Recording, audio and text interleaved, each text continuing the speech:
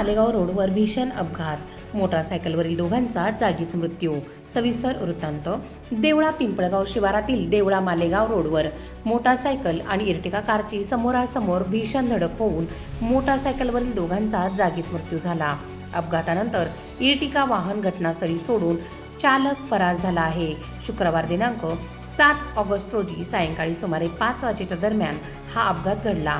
देवीदास पांडुरंग ठाकरे वय 26 आणि कैलास पुंडलिक देवरे वय 55 दोघेही राहणार धोबीघाट दहिवड तालुका देवळा हे दोघेही मोटारसायकल क्रमांक MH41 BS 3152 वरून दहिवडकडून देवळाच्या दिशेने येत होते। याचवेळी देवळ्याकडून दहिवडकडे जाणाऱ्या इर्टिगा कारसोबत त्यांची समोरासमोर जोरदार धडक झाली।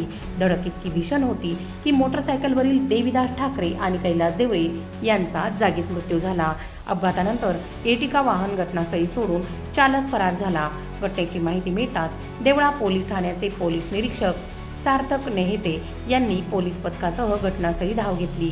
पोलिसांनी पंचनामा करून दोन्ही मृतदेह शवविच्छेदनासाठी देवळा ग्रामीण रुग्णालयात हलविले आहेत। या अपघाताप्रकरणी देवळा पोलीस ठाण्यात पुढील तपास सुरू असून फरार चालकाचा शोध घेतला जात आहे। शौर्य रणरागिणी न्यूजसाठी दादाजी हिरे, देवळा प्रतिनिधी।